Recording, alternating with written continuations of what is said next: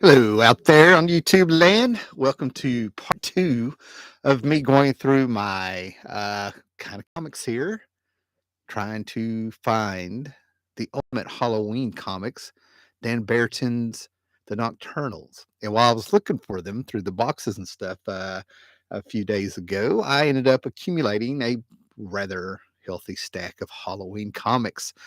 And I decided, well, before I put all this stuff up, let's do a little. Look at that glare. Let's do a little. Let's do some videos and stuff as I try to find them before Halloween.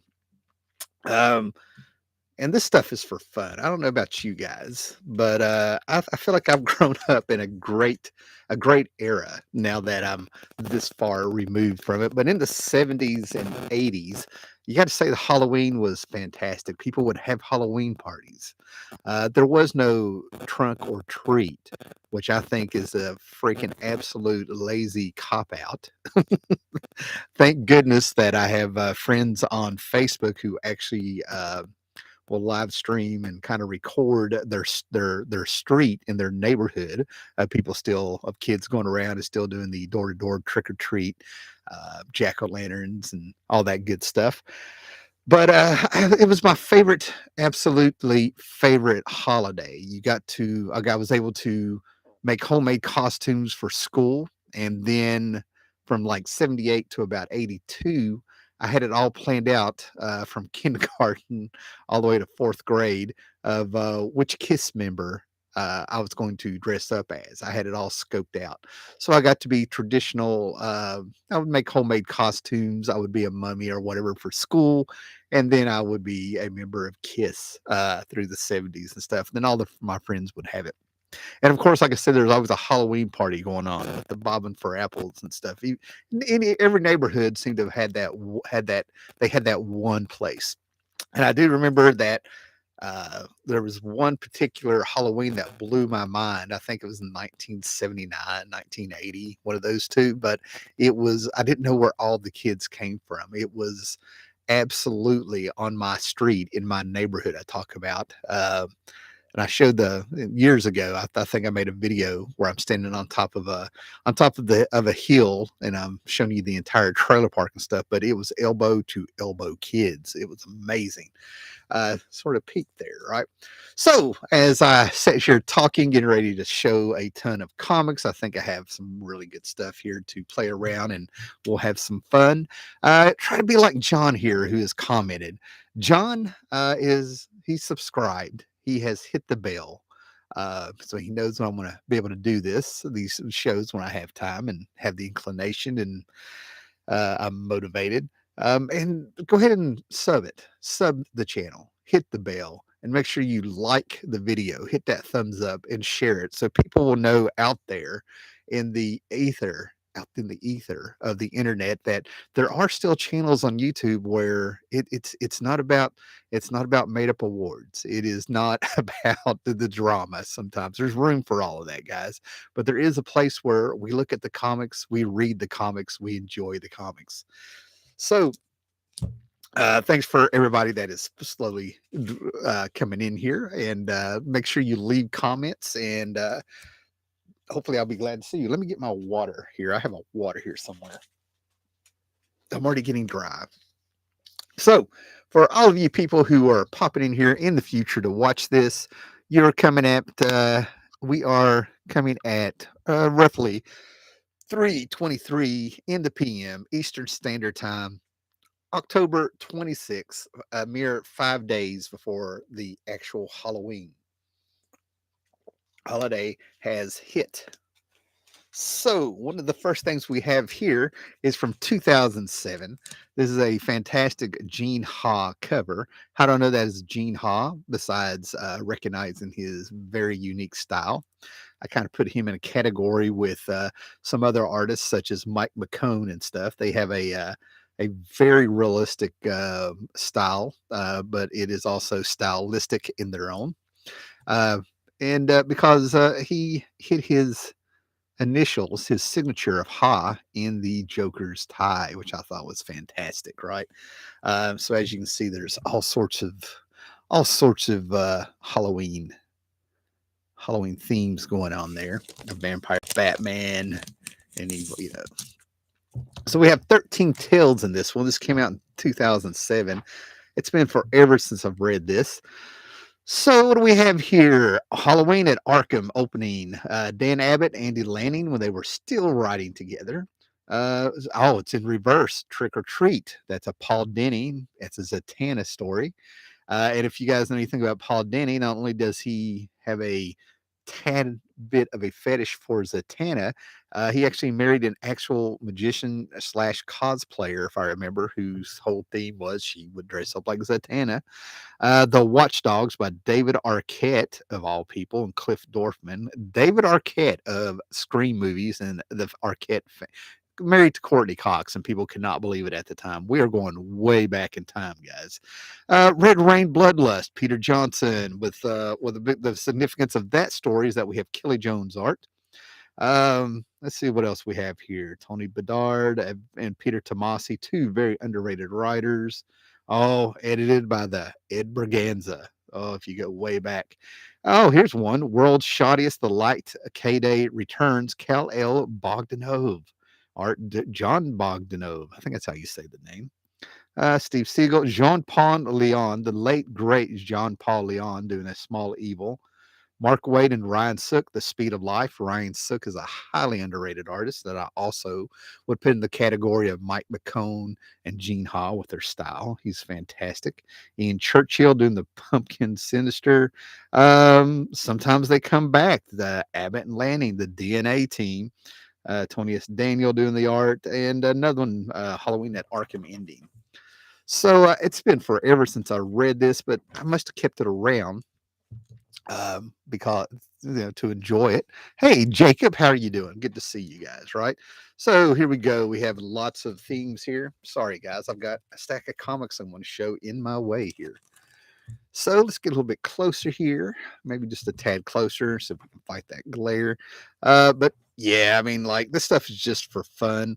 Treehouse of Horror kind of stuff is what it reminds me of, just with the themes. The stuff is probably not canon. Just having a lot of fun with what's in here. Oh my goodness. Rain Bloodlust. Yeah, the Kelly Jones art is fantastic. I think we get the point on this one, but let's move on to other things. We're giving people time to come on in here. Other things that I have in this stack that I think are fantastic is this trade. It is a smaller trade. And this was by Neil Gaiman and Mike Zulli doing The Last Temptation. This was a 3-issue miniseries through Marvel back in the day. Apparently, Dark Horse got a hold of the rights, came out with a smaller trade. Great stuff, Mike Zulli, and I'm pretty sure the themes went along with an album that Alice Cooper was putting out back in the day. This is one of those things where I'm gonna go ahead and tell you I thought the story was weak, but Mike Zulli's art is just something to behold. The things that he can do with just his tight pencils. Mike Zulli is one of those artists. I've only known them to do this with Gene Colan and also Mike Zulli. And I feel like there was someone they did this with at Image or somewhere like that in the 90s. But he's probably one of 3, we'll go say 1 or 2 artists that I can recall off the top of my head, where his pencils are so beautiful, they went ahead and just published his pencils without inks. And this is not the case in this one, but I've seen Alice Cooper in concert, and I was fairly close, and I still have video of it on my phone. And I got to tell you, the likeness is just amazing. Now, it's not so much that we can get the likeness of Alice Cooper in this, but it's the fact that it's consistent throughout with his style. And this has a definite mood, if anything. Like I said, I wouldn't really recommend this story unless you are into Neil Gaiman in his stories, and that way you'll know what you're in for. Some of his stuff is just really hit or miss, unless you are big time into Neil Gaiman. So that's a fun one as well. Now, the great thing about the 80s and the 90s was word of mouth. Even when if something was very cool, people would often talk about it. And you would have at least be familiar with what people found cool. Now, this was with video games and books. And I come from an era where you were able to look at someone's, if you went to their house, there were several things that could go on, right? You could look at their library or look at their record collection, cassette collection, CD collection, music collection, but stuff like that. And you could get an absolute idea of the person that you were dealing with. You would kind of get an idea. This guy's weird. This guy's into some cool stuff. We have some common ground. This guy's very interesting. And that was Anne Rice there for a little bit in the 80s, late 70s and into the 80s.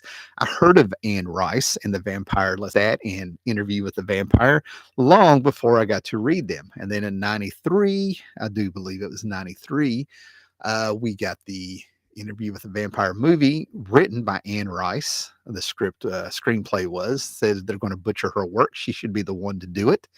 And there's this little company. I swear this company was out of West Virginia. I have quite a few of their books, but it's been so long. So this was text copyright 1985. So I guess that's when this came out, the actual novel, The Vampire Lestat. I'm trying to think where this company was out of. I swear I feel like they're from. Well, anyway, Innovation Comics had a lot of cool license, and you just have to check out their books to see if you would like them. They were not long lived, but they got hold of a lot of great license and actually managed to put out a lot of products and stuff, right? So this is a trade of the Vampire Lestat, the graphic novel. There's nothing like vampires to have you feel like it's Halloween. The traditional monsters of the I call them the universal monsters, if you will. Vampires, Frankenstein's monsters, werewolves. There's going to be a lot of that, and this is just a fantastic adaptation of the actual Vampire Lestat book. Interview with the Vampire is the only Anne Rice book that I've kept. I have a very early hardcover copy. And then, like I said, in 93, the movie blew up, and it was a fantastic movie. It's a staple in the house. Actually, the only other vampire movie I probably watch more than that one is Lost Boys, and then probably Vamp. No Dear Dark in the house. I don't have that on DVD or Blu-ray, guys. So anyway, this is just a very cool thing. If you're into Anne Rice, she has a touch of the Gothic in there. My last reading, here's the bookmark. When I was reading this last time, apparently that's where as far as I made it. But this is the very interesting tale where after Lestat was pretty much near death at the end of oh my gosh, I hope I'm remembering this right. At the end of at the end of Interview with a Vampire, we could see him kind of watch the world pass a little bit more while he's underground, and he comes out and ends up becoming a rock star, guys. So yeah.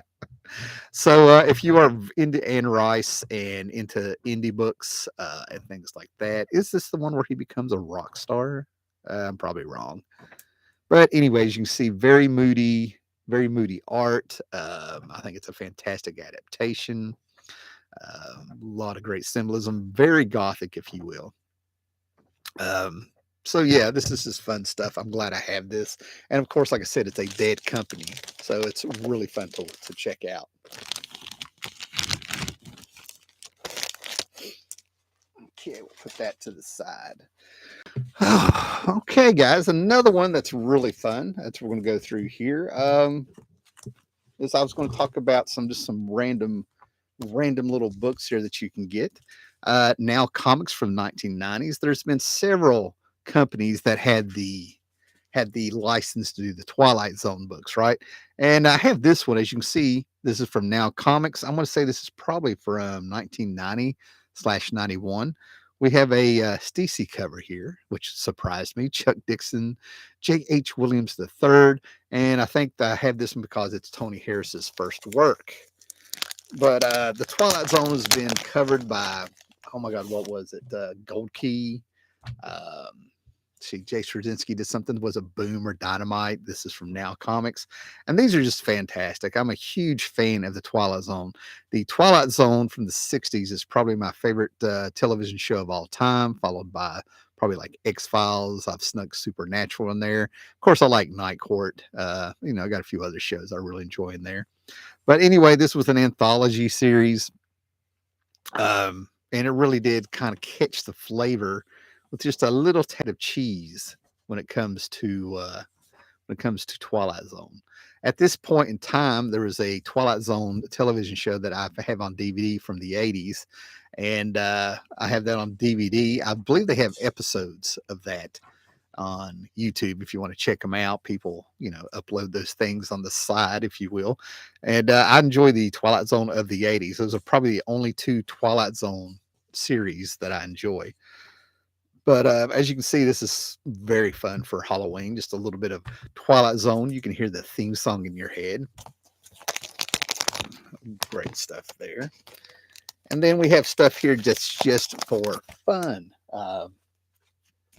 I don't recall reading these, but I bought these absolutely just for the covers here, right?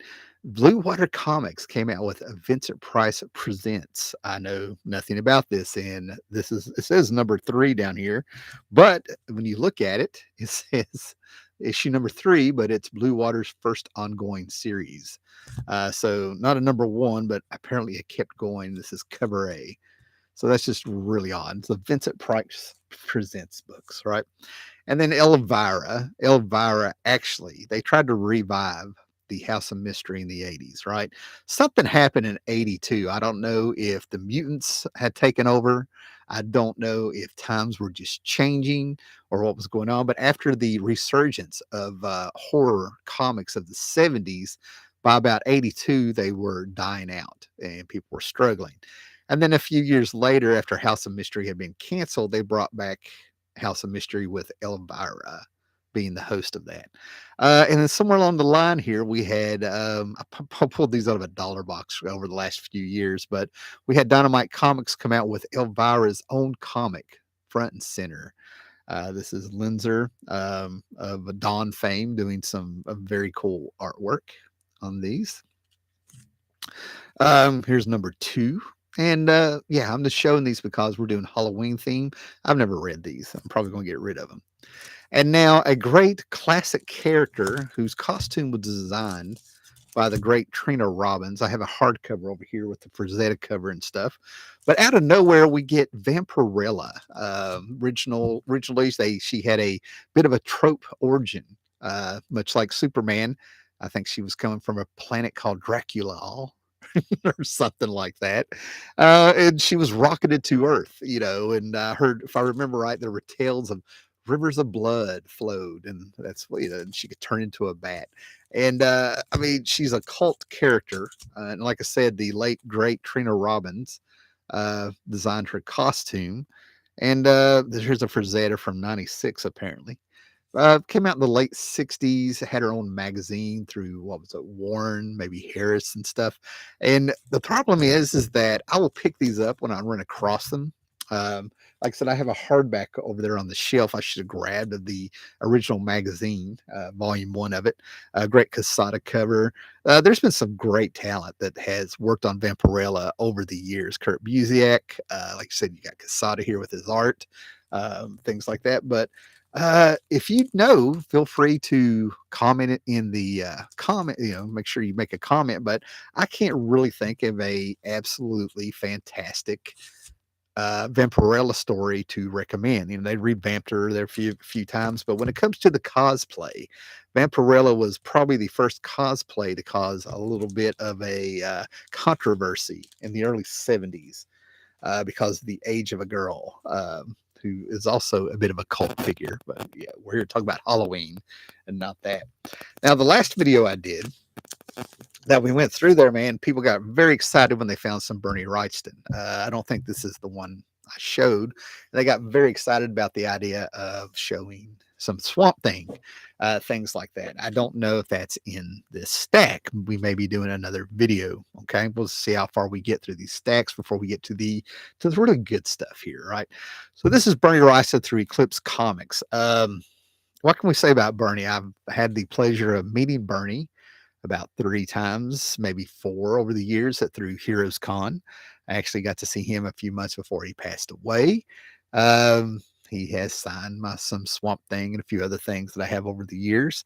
And I remember talking to him, and he would, as we, he would talk. I don't want to act like we had a really back and forth conversation, but the man had a sense of humor that I really dug and understand. A little bit dark, I thought, but he said that luckily he had this ability that he was aware of, that if he pictured it in his head, what he saw in his head, he was able to put directly on paper. So this is a man who highly influenced by the EC comics of old, uh, co-created the Swamp Thing that we all know where that's gone, and his stuff just pops up all over the place. As I can get there, Frankenstein's monster, one of the things that he's very famous for. Um, and there's nothing like getting in here and uh, just looking at Bernie's pencils. It's one of those things. His artwork. If you stop, you'll be amazed by what you see, because this is the way everything flows, and all the characters have these natural gestures. And then you get in here and you see how he has the very EC comics inspired darks and blacks and solid blacks and everything. Definitely sets a mood. Kelly Jones is probably, one of the most. I can see him being highly influenced by it, by Mr. Bernie Wrightston. And just for comparison, here's an eerie trade from Harris Comics with Kelly Jones art. And even though Kelly Jones' figure work and gesture work is all of his own, you can see how some of the monsters and the heavy blacks and stuff have got to be influenced by Bernie. So when you put them side by side, you can definitely see the study that has gone on. So pretty much anything by Bernie, I am down for when it comes to feeling a little bit of horror comics here. Motherlord, gosh, I haven't this book is from the 80s, and I probably required this in the 90s. So I can tell you more when it comes to Bernie stories and the stories like this. I end up studying the art more than anything. And I prefer my Bernie to do horror comics and freak comics like he did in heavy metal and things. And then I like seeing him do superheroes, even though a lot of people consider him to have a classic Batman. So such good stuff there, guys. All right, so we're just going to kind of we'll save that one. So let's continue with some of these indie books from the 80s and stuff, because there's going to be a theme. We're going to get to the Universal monster inspired books, right? Now, Roger Corman. Roger Corman, even when he is doing sci-fi, I see Roger Corman as a horror artist, right? This is a guy since the 60s, definitely did his own thing, has a style that as soon as you see it, you know it is Corman. Came up with a very unique way of coloring his own work, and to see these twisted tales come up and see this Corman artwork. Of course, he is Den. I remember seeing Roger Corman in heavy metal, and of course, the heavy metal movie with Den, his chapter with John Candy doing the voice. Oh, Alfredo Acalix is also in this, but here's some Corman. Here's Corman for you. I have quite a few Edgar Allan Poe adaptations that Roger Corman did when he was, through Dark Horse in the 90s and things like that. Of course, he had Rage More, about a monster castle, if you will. But again, when you look at this is highly EC Comics influenced also, with the storytelling, the layouts, the way we have our dialogue and our exposition of the story, a lot of mood stuff. And oh man, just such fantastic stuff. But Alfredo Acala, I mean, you have Ghost Out of the Depth. I mean, this stuff feels so EC that it feels like it could just merge in with EC Comics on a few things. Bruce Jones, oh man, setting up the stories, girls at camp. Oh, look at that! Caught her boyfriend cheating. And you got to watch out, because in these horror stories, the bad guys always get what's coming to them by the end of the story. That's, moralistically, you don't want to do anything. Brett Blevins. Oh, Brett Blevins, before he ended up on New Mutants and doing, what was it? The Dark Crystal adaptation. Looked like they're doing a little Red Riding Hood here, horror style. Great stuff.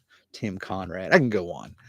So yeah, that's great stuff here. If you find these, I found these on dollar bins, and I'm kind of wondering if I don't even know these are collectible off the top of my head. Okay, guys. Oh, yeah, people are just rolling in, so we're going to get to the good stuff here. Looks like they're coming in and out. We have comments here. All right, Jake, Richard Corbin, Richard Corbin, sorry, Richard Corbin also did a paperback of Twisted Tales, written by Bruce Jones. It was in '87, about 180 pages long. Richard Corbin art throughout, absolutely, yeah. Richard Corbin art was not the comic book stuff was not accessible to me, but I knew who he was through heavy metal, magazines. I want to say it was like 1984, 1994, whatever the stepdad would buy and what was in the house.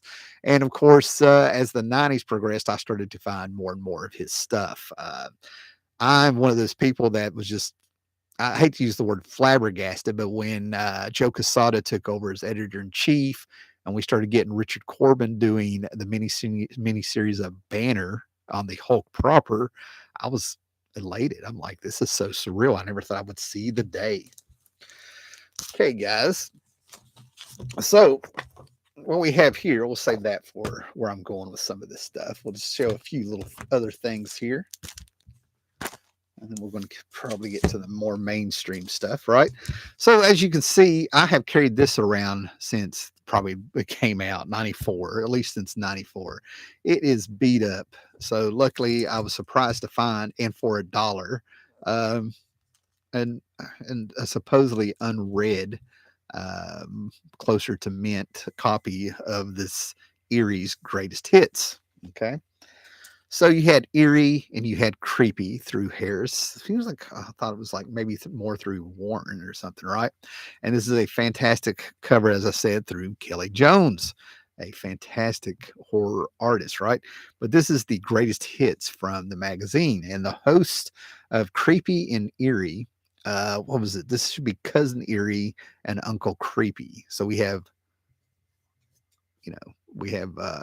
Cousin Eerie here and stuff, right? Absolutely love this stuff. The horror hosts are some of the best stuff, right? So we get in here, and this is reprints of some of the best stuff. And this is the horror I remember as a kid. Creepy and Eerie were in the house. I just absolutely love this stuff, this ink wash technique that they had for this stuff, the black and white. And there's some great, great artists on here. John Severin, Johnny Craig of EC Comics fame, Gene Colan, Steve Ditko, Neil Adams, Al Williamson, one of my favorites, Al Williamson, Jeff Jones, and Alex Toth. Alex Toth is one of my favorite. Gray Morrow, Angelo Torres, more Steve Ditko, EC Comics alumni, Joe Orlando, more Gene Colan. Gene Colan, the man who did Dracula in the 70s with Mark Wolfman, Tom Palmer inks. And this is the stuff that it does make me feel a bit nostalgic. And if you, like I said, it's just straight up horror comics where, like I said, usually the bad guy gets it in the end, so watch what you do. Karma is real in these books. Oh man, this is just good stuff all the way through. And the black and white art, like I said, this is how you do it, man. It's gray tones, zip tones. They just did all sorts of great things on these to make it appealing. And this was time when you just get a more bang for your buck. You really did. Oh man. So what do we got here? Let's zip around here a little bit. Oh man. Yeah, just a great era for comics. Now, the magazines that I have, unfortunately, by the 80s, it seems like these magazines became very, very fragile, at least with their covers, like Epic Illustrated things. But the heavy metals and some of the creepy and eerie's, they had a thicker stock on the cover, so they survived very well. But like I said, look at that. The old traditional haunted house, the very gothic romance kind of feel. You know what I mean? Your car breaks down during the storm and you have to walk up to the creepy old castle to call for a mechanic in a tow truck, a satanic mechanic in a tow truck. What is this one? We have, looks like we have natives in a Sasquatch Island at World's End. Gray Morrow, Archie Goodwin writing. Archie Goodwin, anything Archie Goodwin, he just had the touch. Anything he did was special. Oh man. So yeah, I can go through all of these. but they're definitely the slugs. There we go. Look at that. Take that in, guys. Look at all that black, yet it's cohesive. Oh, this fantastic stuff. Looks great stuff, man. All right, so that's Eerie Comics, you know. And then, of course, there were reprint series like Tales from Expected on top of House of Mystery and The Witching Hour and House of Secrets and Tales of the Uncanny Graves and all sorts of things that were out there at the time. But man, I've had this since I was a kid. This is probably from the stepdad's collection that's survived in my hands over the years. Oh yeah, yeah, yeah. So like I said, you would get tons of stuff here. You could probably just get one of these and make an evening. This is from 1974. A Cry in the Night. Sam Mead story. Jess Jodloman. Jodloman. Jodloman. Never heard of this guy, but he has some fantastic artwork in here. Looks like we got the Feral Boy. Feral Boy living in a box coming out. Oh, man. So, like I said, these are fantastic. These anthology series. Just get a lot of great stuff in these. Let's give you a sample. Look at this. We get four-armed gorillas with lightning bolts shooting out of their hands. I mean, you just don't get that stuff today. Oh, it's just fantastic. Yeah. So that's enough of that. Okay, guys. What we got here? Kelly Jones cover on that Eerie. You can really tell the Reichton influence. That's exactly where I'm coming from. Exactly. One more thing I want to show, but I love this when I got this. Ex-girlfriend bought this for me back in 2010 at an Ollie's of all places, when you could get packs of comics, something like 10 for $5 back then. And this is a Fleetway quality book. This means this is a series. Quality Comics would reprint English, Great Britain English comics over here in miniseries, and this is 666 Mark of the Beast. And I was very impressed with Fleetway quality, with how much I like this book. So Museum of Terror. Now, it's probably been 10 years since I've seen this, but there's 3 or 4 stories in here. And we've got the mood, we got the shadows, we got the monsters, we got the antagonist trying to run from the monsters and survive. Seeing things that absolutely terrify him, the heads, the floating heads, the monsters. I can almost hear Pet Cemetery by the Ramones playing in the background. You got the hitchhiker getting picked up by Satan. Next stop, hell. Don't hitchhike, guys. But I was very impressed with the touch. And of course, anything with Judge Dredd, it's just fantastic. Yeah, so Ian Gibson art, the guy who did Halo Jones, his art is so much better in this than Halo Jones. I'm the only person in the world apparently that just doesn't. Halo Jones actually is so bad it makes me angry, and apparently I'm the only one. So seeing Ian Gibson's artwork in this is much better. I love this stuff that he's doing.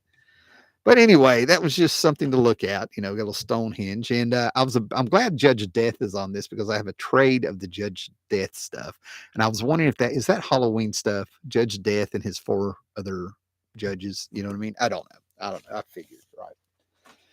Okay, guys. So I think what we're going to show here real quick is we're going to get into the different variations of the Universal monsters.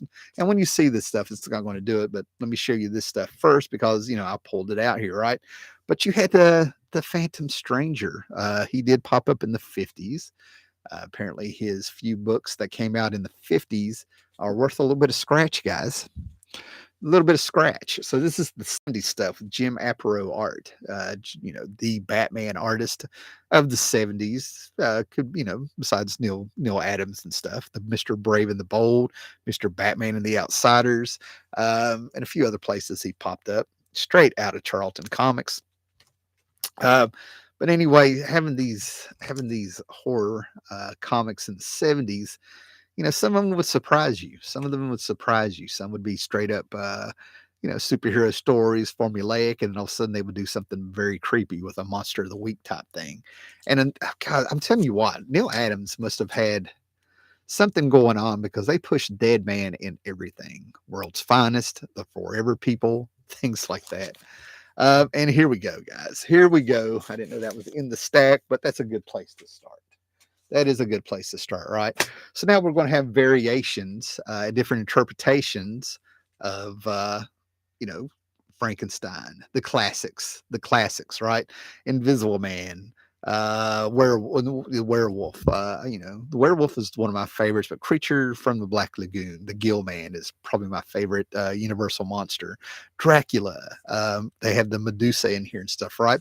But J.M. Demamitis, however you want to say his name, he came on there, and people don't realize he's been in. He started out in comics at Marvel and DC, doing several other things before he hit it big with oh god, with Keith Giffen on Justice League. But his other one, he had a 12-issue miniseries through Epic Comics at the time that's been reprinted through Vertigo and a few other things. It was named after a Cat Stevens song. Moonspell or something. But anyway, Creature Commandos, World War II origins for these monsters and stuff like that. For example, their version of Frankenstein was a soldier who stepped on a landmine and they just stitched him back together, if you will. Dracula was an experiment. They had the human leader, the human, I don't know, officer, maybe a lieutenant or something, telling them what to do. And of course, along the lines, they picked up a female with living snakes for hair, fighting all kinds of weird things in World War II, incorporating GI Robot. GI Robot now, you guys know the Creature Commandos and GI Robot from hopefully the HBO Max series that James Gunn did, the animated series. It was actually pretty good. But this is not the Creature Commandos they pulled from, but it's all there. The inspiration is there. You get it. There's Gil Kane doing another horror themed X-Men, giant size X-Men themed cover number 1, where the heroes are busting out of the comics coming at you, and of course, to let you know that these are the good guys, of course, they're taking down those evil bad guys from World War II and stuff, right? So good stuff there, right? There's all kinds of good stuff in there, and those stories, I'm not going to lie, they're comic book stories. They do what they need to do. Now, one of the things I really like is when I watched YouTube a lot more, and people would actually show their comics. I do believe it was Captain Strangelove that showed this adventure comic where we have in my mind, that's a version of the Gill Man, but it's more like, dragons and stuff. And it's a classic ambush cover where, he's probably seeing babies, doesn't realize it, and mama has come up from behind him. I will buy covers like this all day long. So I'll see it in a YouTube video, and then bam, I end up finding it in a dollar box not that long after. If you are a Neil Adams fan, he had his own company back in the day of Continuity Comics. Continuity Comics was a studio, and they put out comics at a very slow pace, if you will. Neil Adams supposedly went over every comic book. That's one of the reasons it took so long for some of this stuff to come out. He would go over every comic to make sure he had a hand in put some art on it or something.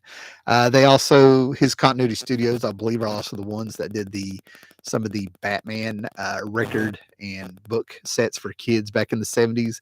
They did some record covers. A band called Trickster is the only one's really popping in my head. But anyway, Continuity Comics would try to do things like the rise of magic and stuff in the 80s to really try to attempt to do a crossover, right? They had Armor, they had Crazy Man, Toy Boy, Earth 4, oh my God, Nighthawk. There's a Nighthawk character, all sorts of things that they were trying to cross over. So this particular cover, this does glow in the dark after you charge it up. Megalith, our hero, who I think was secretly, I don't know, separated from Ultra Boy, if you will, to a certain extent. He gained super strength by lifting cows till he gained muscle. That's how I remember it. But of course, this is just Neil Adams drew this cover, and the fantastic image. It's just fantastic. Now, what's wild is I don't know if this is the book, because I have 2 of these, and I probably just buy them anytime I see, because I'll absolutely love his monsters here. But I don't know if it's this one, but he advertised that they had the unrippable cover.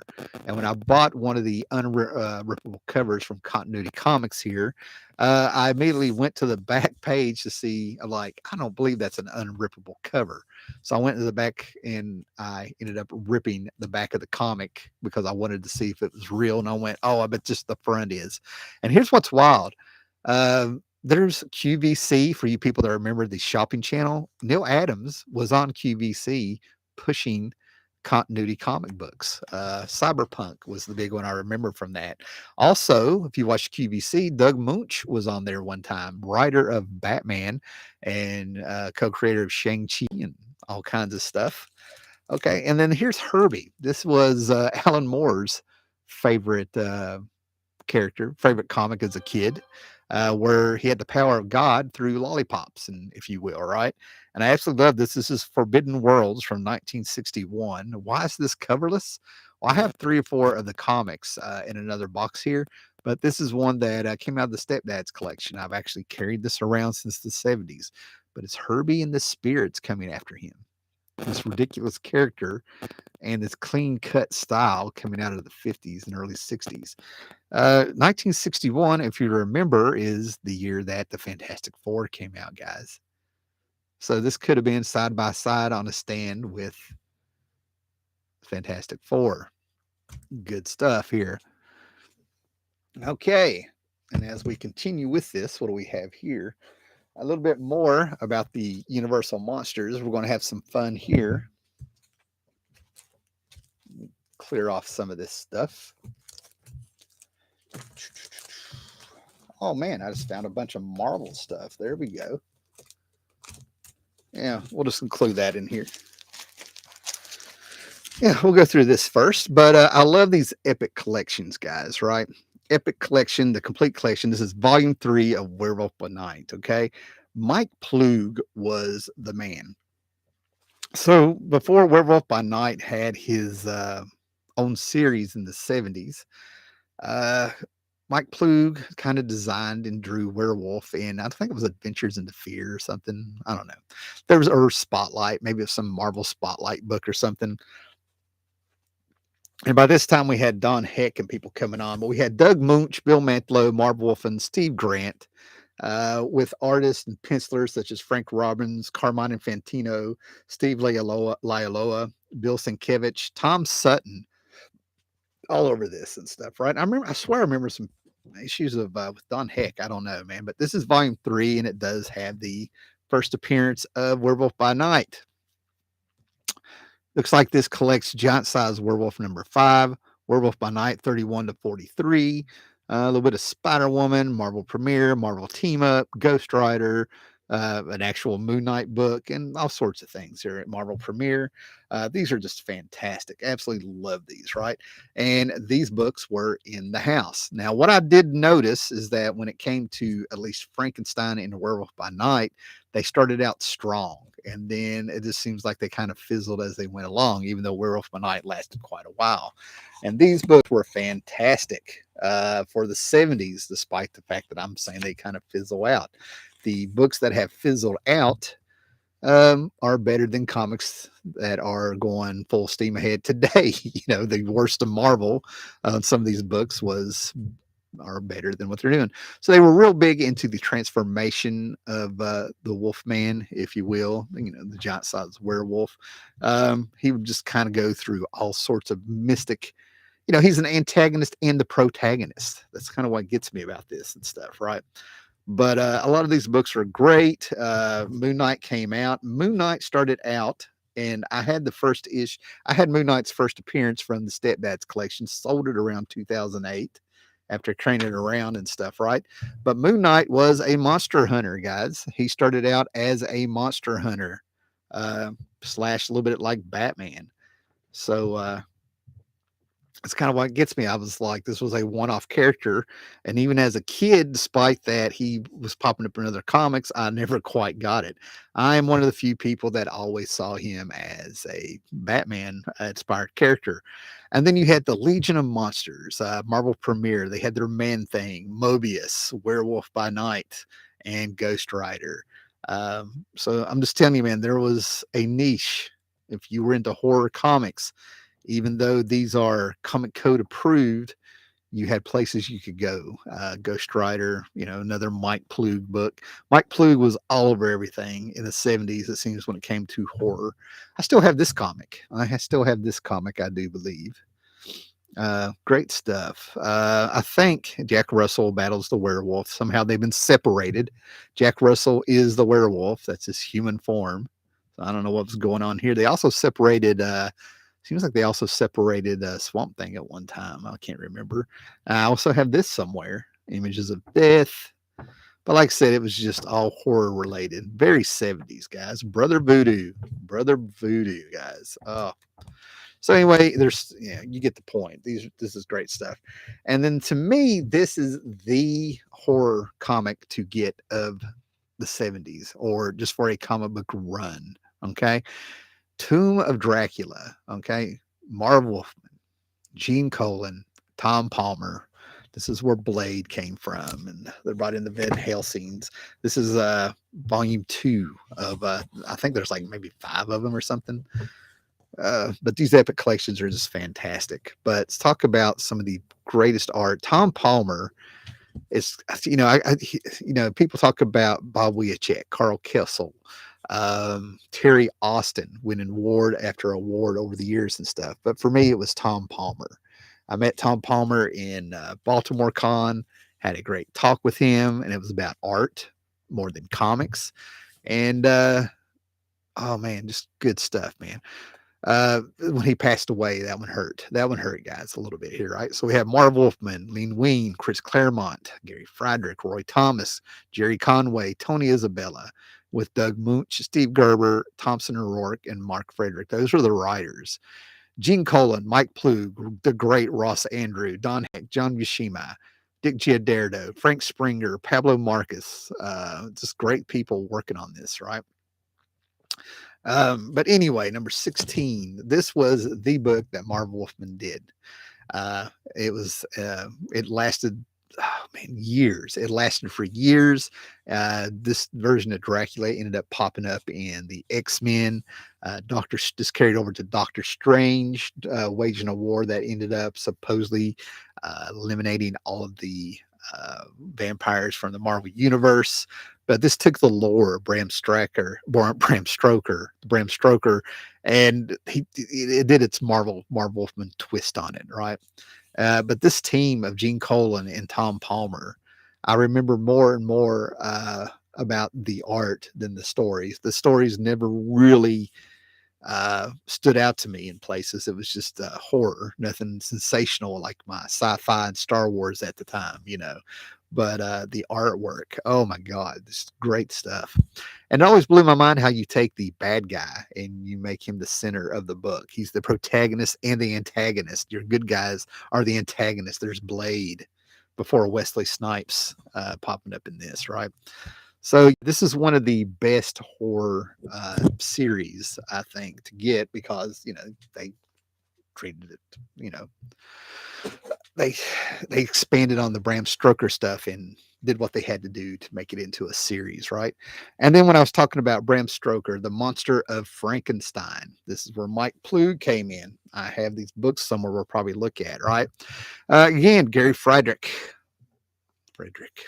Doug Munch, Bill Manslow, Gary Conway, with Mike Plug also being a writer. Pencilers, Mike Plug, John Buscema, Don Perlin, Sal Buscema, with Bobby Brown, the late great Bobby Brown, who should not be forgotten. But Mike Plug came in, and that was the magic for me, man. They took Mary Shelley's idea of Frankenstein, as it says right here, Mary Shelley's Frankenstein, and they just come up, they kind of expand on they pick up where the book left off, where they're pulling Frankenstein out of the ice and stuff. They kind of retell the story, the origins, as close as they can to Mary Shelley, and then it's on after that. But like I said, it's Frank Plug's artwork on this that just hooks me. And after Mike Plug left the book, I just feel like it kind of started, diminishing in quality, if you will. Mike Plug just had the touch. Oh my goodness. So anyway, he takes on. I think there's issues here where he ends up taking on. Oh my God, just so much stuff, almost like the Odyssey of the monster, if you will. Good stuff, man. But they ended up doing things where they mixed them around. Number 6, number 7. He ended up taking on Dracula. You see what I'm saying? They started pulling it in and making it, Marvelizing it's what I call. They have a vision, then somebody's like, hey, we got to put this in the universe and start worrying about continuity. But again, I think this trade is some of the best stuff to get. Monsters Unleashed, the magazine, black and white tales. Yep. Fantastic stuff. Now, the magazines get around the Comic Code Authority, so you get by with a little bit more horror and gore and adult themes in these. But again, it's still the 70s. A giant size werewolf. I think I have that somewhere. Good stuff, guys. Good stuff. All right. And to go along with those, here's some of the stuff that's been in my collection and came down from the Stepdad's collection. It's not all of it, but it's some of it. And believe it or not, I found this one in a dollar box not too long ago, issue 61. This is from the Stepdad's collection. Around the 60s and 70s, I should have quite a few more of these, but this is when Tom Palmer is just nailing it with the inks. Just fantastic stuff. All the vampires are out to get a depowered Dracula, if I remember. And now our Dracula, even though he's depowered, has to keep off the vampires the same, without killing himself. Thus, a vampire holding a crucifix. That's what I'm saying. It was some very clever writing. Son of Dracula. And then you had The Living Mummy. Now, this is a niche book, supernatural thrillers. This is just some Steve Gerber coming on here, writing some of it. Now, for me, every time I see the Mummy in this version and having anything where he's busting through doors and stuff, I go back to the Johnny Quest episode with the Mummy. Every time he took a step and dragged his back foot, you had that, I don't know, you had like that jazz band or whatever it was going bump, bump. They were all just making the big noise with the brass band. Sorry, I tried to recreate a brass band song, but with every step, they had the band playing. Oh man, but yeah, this is great forgotten stuff. These supernatural thrillers. This is when you got. This is they took the stuff serious, man.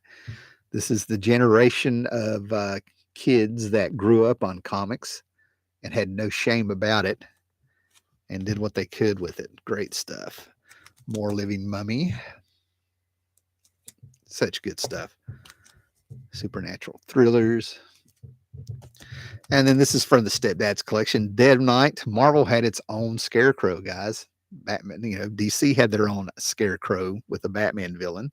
I don't know if they really did anything else with this. And this is just a fantastic cover. I wonder who did this. Gil Kane. Of course, it's a Gil Kane cover. How can I hold up a Marvel comic from the 70s and wonder who did the cover? Gil Kane did them all. And here we go, man. This is my Monster of Frankenstein #1, complete with somebody took a ink to it. And so I've read and reread these before I even had the trade. Oh, such good stuff. Again, there's certain tropes that are just charming, I absolutely love this cover. I don't know what it is about it, but Mike Ploog's style is just fantastic. A lot of action going on, and it's all coherent and stylistic. And then, as I said, you can kind of see the quality kind of go down. I have no idea where this came from. I've tried to sell this a couple times, and now that the Morbius movie was so bad, I'm never going to get rid of it.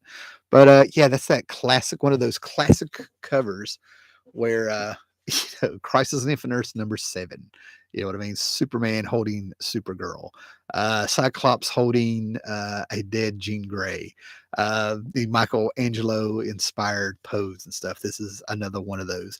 Batman holding a dead Robin on a alien planet. If you know all these things. Tomb of Darkness. Weird Wonder Tales. I absolutely loved this as a kid. As they're beat up, I've had them. Another swamp monster, based on a Theodore Sturgeon book, The Thing That Could Not Die. That might be a Jim Starlin cover. That is a Steranko, excuse me, Jim Steranko cover. And you can tell it's a Jim Steranko cover because Jim Steranko would hide himself on the cover. He would draw himself on there. This is a fantastic book. Another Mike Plug, you know, co-creation. Ghost Rider books were all over the place in the house, right? And this one is by Jim Starlin, and it's about a death race, and it has a ton of inkers. Starlin story and layout, Steve Liola and friends finished art, and this is just fantastic. This is a little hidden gem because of all the inkers on this. Some of the art is phenomenal.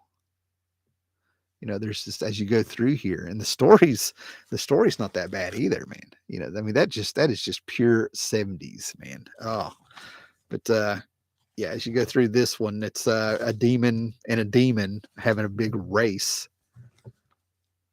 and consequences going through the night. And of course, it's Jim Starlin, so there's an extra touch going on there. Jim Starlin hid a lot of in plain sight. He hid a bunch of very mature themes in there throughout his work. So, like I said, you just never knew what you were going to get back then for 35 cents. And then, of course, the original Ghost Rider, I guess he's called a Knight Rider at this point. He actually popped up in there and stuff, right? Okay, guys, so let me get a little drink here and we'll get into some more juicy stuff. We are way over halfway. Zinc Age Comics. What's up? Everybody make sure you subscribe to Zinc Age Comics, man. That is our that is Josh, who pops on here every now and then, right? Okay, so we'll do a few trades here, but there's a guy named Charlton66. Oh, Steve. You need to check out his channel, and this one was his fault. Now, I just sat there and showed you the Dracula books by Marv Wolfman, Gene Colan, and Tom Palmer. Well, after Marv Wolfman and Roy Thomas and Jerry Conway and a bunch of people pretty much left Marvel when Jim Shooter became editor in chief. And one of the biggest reasons they did that, supposedly, according to lore, is because Jim Shooter would not let a writer and editor be the same person. And Roy Thomas and definitely Marv Wolfman were their own editors. Okay. So that's why when they came to DC, they kind of did their own thing. And if you go back and look at All-Star Squadron, probably Night Force, I'm trying to think if he did it in Teen Titans, you will see that Marv Wolfman and Roy Thomas at DC were their own editors as they wrote the books. And this is a trade. Now, I saw this in Teen Titans. Their first appearance was in Teen Titans. And then I kind of forgot about him. I've still got 2 or 3 issues here floating around. And then Charlton66, when I went to visit him back in like 2017 and 18 or whatever it was, I visited him twice. I got to see this, and I'm like, wow, I really missed out. So I ended up finding a trade at Ollie's. This probably cost me $5 of the entire series from the 80s. And this came out at the worst time. That this is the book that lets me know that around 1982, the horror books were dying away for whatever reason. I like to think it was just a cultural shift because of sci-fi. I don't know. But anyway, this is fantastic. But basically what it is there's some more adult themes in here. They try to do realistic horror and treat these characters like they're real. But there's a mysterious man named Baron Winters who lives in a mansion in Washington, and I think he has a leopard for a pet, and he's not able to leave that mansion. He is trapped in there. They've never said why he's trapped in there, but if you walk through his mansion, you'll see endless doors and endless rooms. It's bigger on the inside, like a TARDIS, and he can open up a door and you could end up anywhere, another dimension, another part of the world, or whatever. And if you like that 70s paranormal psycho fire starter stuff, a lot of his characters are like paranormal investigators, telekinesis and stuff. But he assembles teams to go out and fight just some supernatural creatures, and they feel like they might be H.P. Lovecraft inspired or something, right? But anyway, the main star of all of this, I think it only ran like 18 issues, is Gene Colan once again doing the horror stuff. Now, Gene Colan did some fantastic superhero stuff like in Daredevil and things like that, but this was his bread and butter. So here's the Baron with his pet down there at the bottom of the steps, that big orange blob and stuff. But here's inside of his mansion. And the Baron, like I said, is not able to get in there. I don't know if the Baron is a actual character or if he is just a plot point just to keep things moving. But he assembles a team, and we see that like they're ex-cops, and like I said, there's this gets kind of this like I said, it's kind of reality based horror when it comes to the occult. Maybe occult is better than to say supernatural. You have all sorts of things, but this is where he's assembling the team and let you know who they are.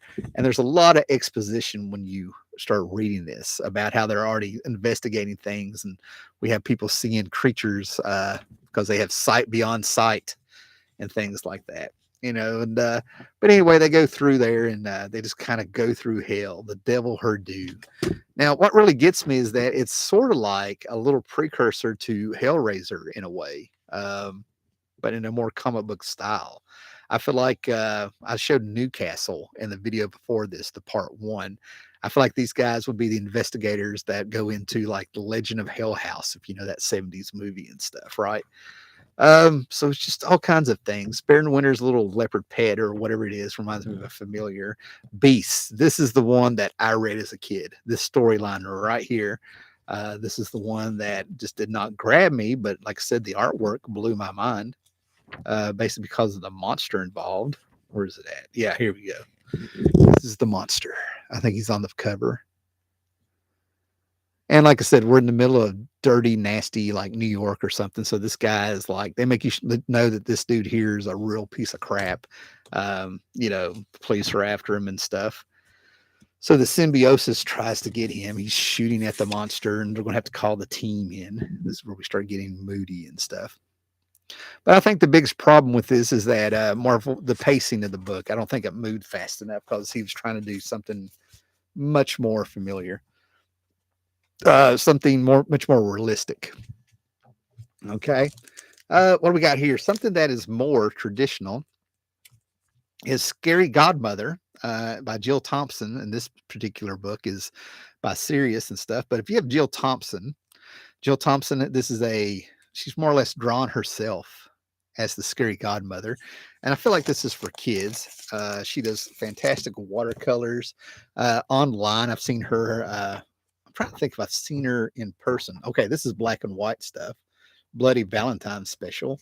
But at any time you get with Jill Thompson and stuff, this feels like a little storybook for kids. Now I haven't read this one, so I may end up eating what I'm saying here, but it's got a great Addams Family feel. Things like that. And online, I think she has little dolls of the Scary Godmother and stuff, right? So this is always fun stuff out there. I don't want to say it's very Tim Burton like, but there's a definite goth feel to it, very 60s. Like I said, to me, it reminds me of the Addams Family a little bit, just with the style. We're going to talk about this one last, guys. Okay, so a few other things that we have here just for fun. What do we got here? Let me bring this stack over here. This is from 1994, and I've never really dug in to see what the point of this was. This is Monster Menace #1, and inside a note from Stan Lee to you. It was director's edition, but it was 4 Tales of Terror. I think I took a chance on getting this. Man, that glare. Sorry about the glare, guys. But anyway, so I remember finding this in a dollar box, and as I went through it,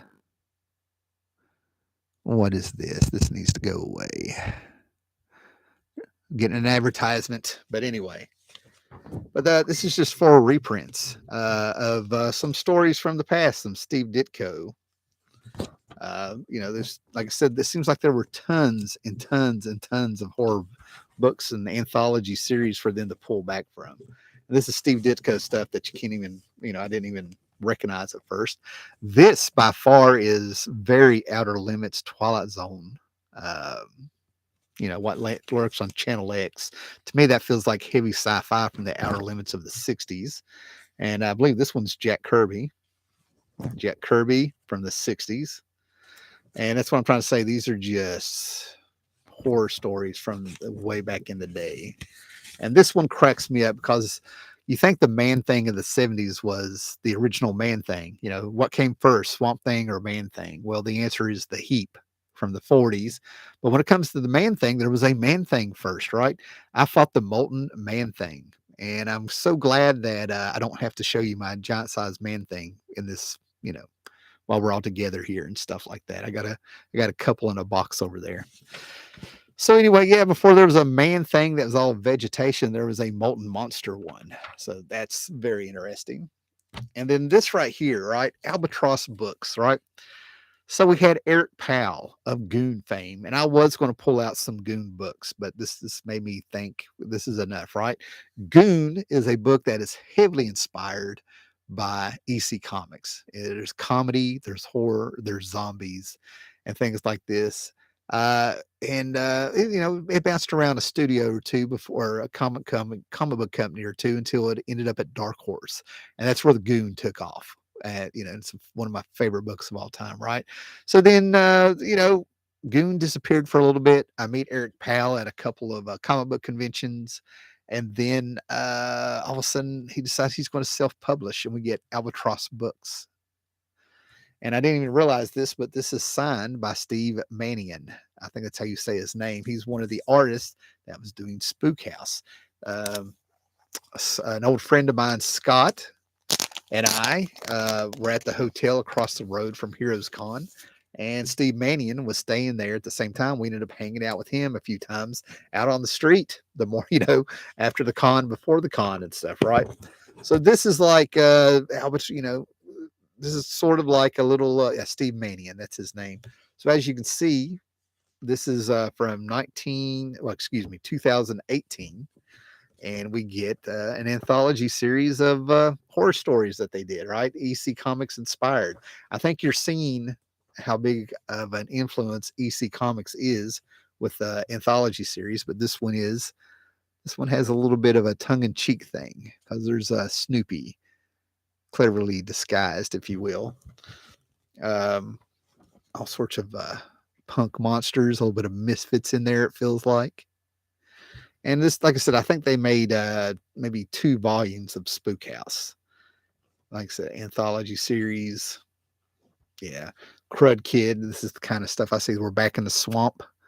Now, if you guys remember my Charlton comics, the Charlton comic I showed in the last video, you can tell that they're highly influenced by Charlton Comics horror also.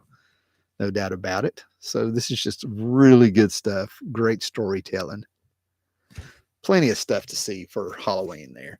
But I'm completely glad I ended up pulling this out. I forgot it was signed because he signed so small. He didn't want to go over Eric Powell's art there. That's number 1 of Spook House 2.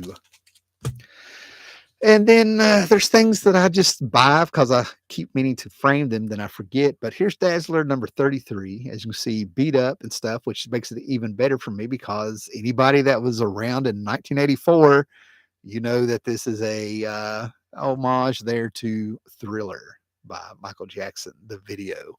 And of course, it is Dazzler and Chiller. Never read this, right? And again, I found another one probably in a $1 box. So I will buy certain things like this all year long. Strange Tales Golem. Didn't mean to put that just ended up here. And of course, there's things, like I said, that I cannot let go. A beat up copy of House of Mystery, simply because the freaking covers are so cool. And I'm glad Zinc Comics is here. If he's still here, he was with me when I found this and bought it. We have our Gothic romance books. Dark Shadows, I imagine, because either I was just being born or I was close to being born when this came out. But the Dark Mansion of Forbidden Love came out. But there was I know you've heard of Dark Shadows. It was you would run home from school off the bus to watch this soap opera where they had inserted a vampire. And all of a sudden, Gothic romance seemed to have taken off. And it even popped up in comics here with real moody stuff. And there's some tropes with that: girls in nightgowns running in the dark, running away from a castle that's in the background, so great stuff like that. And you guys can let me know, for you guys that have stuck around and are watching this in the future. Beauty and the Beast. I dug this TV show in the early 80s, right? This guy went on to end up playing Hellboy, and he was in Sons of Anarchy. And of course, this person, I'm not going to give the names, you know who they are, but she is of Terminator fame, if you will, right? But Wendy Penny came out with a series of books through First Publishing. She was licensed. I got to ask her about this on a live stream she was doing, and she absolutely loved that somebody knew these books. And she said she had a fantastic time getting contracted to do these. But she did 3 original stories that tied into Beauty and the Beast, and I consider these Gothic romance. There's one. There's another. Now, one of these is fantastic. The other 2, well, she did 2 of them. So we'll just leave it at that. And then they actually had a series through Innovation years later of Beauty and the Beast. There's another Innovation book. Okay. And here we go, guys. For all of you that have stuck around, who was around that last time, this series here, what is this called? The original Swamp Thing saga. I want to say this is a DC Star dollar. I don't know what this is, but this was a series that came out where they did reprints, right? And they did 3 reprints, 3 books that were reprint books with brand new Bernie Wrightson covers that retold, I think, the first 10 issues of Len Wein and Bernie Wrightson's original Swamp Thing series, right? So this is a wraparound cover. I have the other, there was 2 of them. I have the other 2, and those are signed by Bernie and stuff like that. This is something that as a kid, one of the first books I really remember reading. And then for your Halloween things, you have Haunted, a reprint. This was a great Steve Ditko book, right? And somebody somewhere online, Charlton, just reprinted this book. This is from 69, 70, 73, and 76. And this somehow ended up being reprinted in 2001. But it has a lot of great black and white Steve Ditko horror stories. And they're always going back to the horror stuff, right, man? Ghost was, they had a story, I think they had a series in the 70s called Ghost, and they keep bringing it back. You got to grab these because they don't last long. The Demon by Matt Wagner, where the book got evil. And then we had I, Vampire out of the 52. I kept getting rid of this, and people were like, you might want to hold on to that. The story is actually good. Vampire was revamped from a James DeMantis story that popped up in House of Mystery, I believe, right? So what have I got here in front of me that you've been seeing through the whole time, right? I cannot do a decent review of this book because it's too emotional. But to me, this is one of the ultimate, this is a work of art more than a comic, in my opinion, right? But this book takes place on Devil's Night and Halloween. Devil's Night is the night before Halloween, and then Halloween is Halloween. And the Crow has come back after a year to take out the people that killed him and Shelley, because there are legends. I think it's insinuated that it's a Nordic legend that the crows will sometimes bring back the souls of those who have business to finish, to avenge their wrong death and stuff like that, right? And mine is signed by James O'Barr, 2010. This is the 1994 trade that came out because of the movie. I discovered The Crow a few years before this in comic scene. Someone did an article on it. And then I was finally able to get a trade. And oh my gosh, this book was really never meant to be seen at first. It was James O'Barr being cathartic, almost his own form of therapy, because the love of his life had been run down, literally run over on the sidewalk by a drunk driver after they were engaged. And he was listening to a lot of alternative music of the 80s, a lot of Joy Division and early Cure and stuff. And they're in here. He's gotten the rights to put the lyrics in here and stuff, right? And you can just see him getting better and better Uh, Symbolically, writing wise, a lot of Will Eisner in here, a lot of poetry. Raymond Chandler night. There's a Raymond Chandler evening poem in here that he puts in here as he's going up the steps to get Joy Boy, who's with a little girl whose also name is also Shelley's mother. They're both on heroin and stuff, right? And this was the first book to ever make me jump because it starts getting a supernatural feel as he's doing this melancholy sort of poem as he's walking up the steps. Cats start to form around him. And by the time he kicks in the door, I actually jumped. I was so into the book. And then we get this amazing line. A lot of people remember the crow saying it can't rain all the time. I don't think the crow is the one that actually said that. But in this one, it says, Mother is the name for God on the lips and hearts of all children. Do you understand? And she tells her to leave and go be with her daughter. And he has some escorts, some friends waiting on her. And all the cats in the neighborhood have come and they're waiting for her on the steps. That's one of my favorite scenes in the book because of the mood and stuff, right? So if you've never read The Crow, you need to get the special edition that's come out, and definitely read The Crow. It is a Halloween story, in my opinion. Okay, guys, that is it. Thanks for jumping on here. Thanks for you guys that stood here the whole time and they want to make it through here. I'll have to do something about that glare next time I get ready to do a show. But yeah, here we go. Crow, the ultimate Halloween book, in my opinion.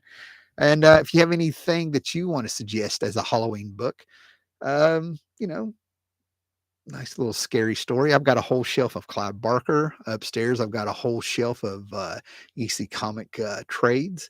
I have a whole box over here of Charlton Comics horror stuff, House of Secrets, House of Mystery. I've got tons of stuff around here, but this is just the stuff that I was able to run across and stack up and show off. And the video before this, the part one of this, is the stuff that the first books that really pop in my head when I think of like horror and stuff. I have the trades and some of the single issues of the Simpsons Treehouse of Horror through Bongo Comics. And I can just go through here and it just amazes me how much of this genre is out there. The horror stuff. Isn't Halloween great? We get to acknowledge our dark sides a little bit and with a little trickster twist. So trick or treat, guys. Read your comics, share the video, make sure you're subscribed, and we'll catch you later.